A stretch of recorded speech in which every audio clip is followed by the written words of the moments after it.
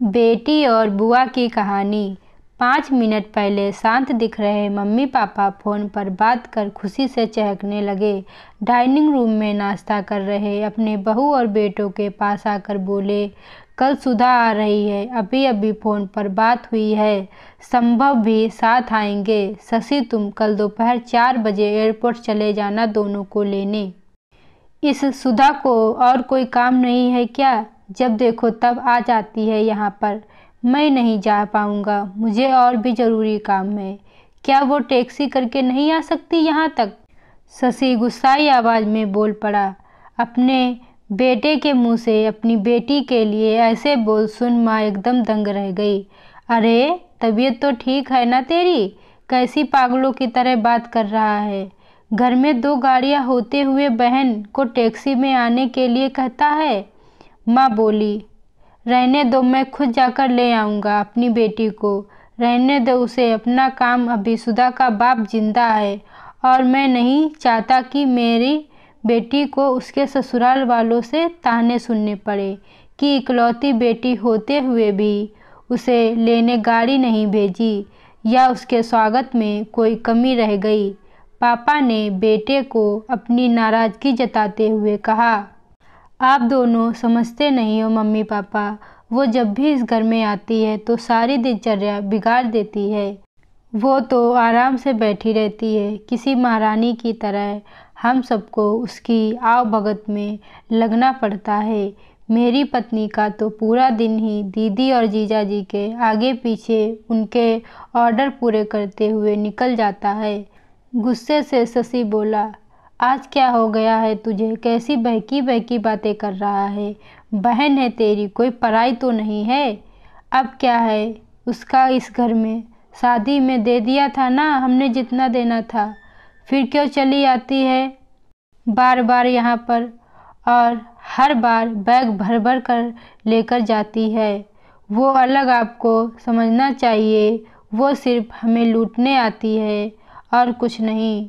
शशि ने तंज कसते हुए कहा, मुझे क्या, अगर वो यहाँ से थोड़ा कुछ ले जाती तो ये सब मेरी मेहनत की कमाई है और मैं जो चाहूँ करूँ, चाहूँ तो पूरा सुधा को दे दूँ।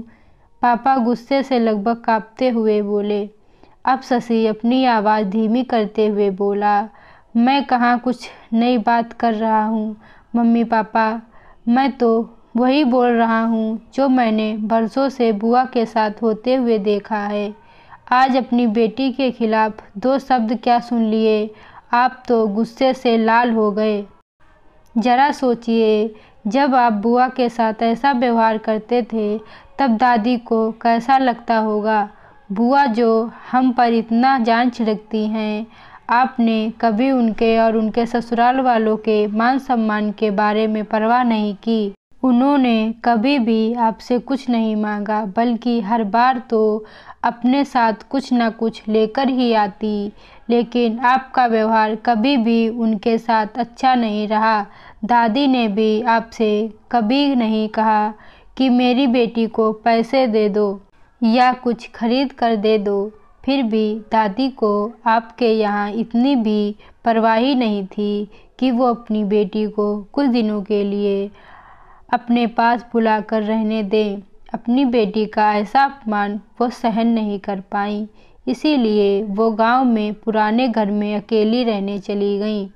बुआ भी अपना अपमान सह लेती, पर आपने उनके पति का भी मान नहीं रखा, इसीलिए उन्होंने भी हमारे घर आना जाना छोड़ दिया। जिस तरह सुधा इस घर की बेटी है, बुआ भी तो इसी घर की बेटी हैं। आपने तो बेटियों में फ़र्क कर अच्छा नहीं किया। और रही मेरी बात, तो मैं अपनी बहन से बहुत प्यार करता हूँ। मैंने कभी अपनी पत्नी को उसके खिलाफ गलत बोलने का हक नहीं दिया और वो बोलेगी भी नहीं। मैं खुद जाकर उसे लेकर आऊँगा, क्योंकि मुझे मेरी बहन पर गर्व है। अपने अच्छे भाई होने पर भी हो सके तो मेरे इन कटु शब्दों के लिए मुझे माफ़ कर देना। इतना कहकर शशि अपने ऑफिस निकल गया। माँ और पापा का सिर शर्म से झुक गया। थोड़ी देर की शांति के बाद पापा ने हिम्मत कर अपनी बहन को फ़ोन लगाया। बहन के फ़ोन उठाते ही वो फूट फूट कर रो पड़े और बोले, दीदी हमें माफ़ कर दीजिए, हमने इतने साल आपके साथ जो भी दुर्व्यवहार किया उसके लिए हम सच में शर्मिंदा हैं। दीदी आपकी बहुत याद आ रही है, आप अपने घर आ जाइए हमसे मिलने। अगर आप कहें तो मैं आ जाता हूँ आपको लेने। दूसरी तरफ दीदी भी रो रही थी। वो भाई के इन थोड़े से ही शब्दों से पिघल गई थी। वो बोली, मैं तुमसे नाराज़ नहीं हूँ भैया, मैं जीजा जी को सारी बात बताकर ज़रूर आऊँगी। दोस्तों, बेटी तो बेटी होती है, बहन हो, बहू हो या बेटी, तीनों में कोई फ़र्क नहीं करना चाहिए। इन्हीं से घर की शोभा होती है और इन्हीं से घर खुशियों से भरा रहता है। आपको यह कहानी अच्छी लगी हो तो वीडियो को लाइक करना ना भूलें।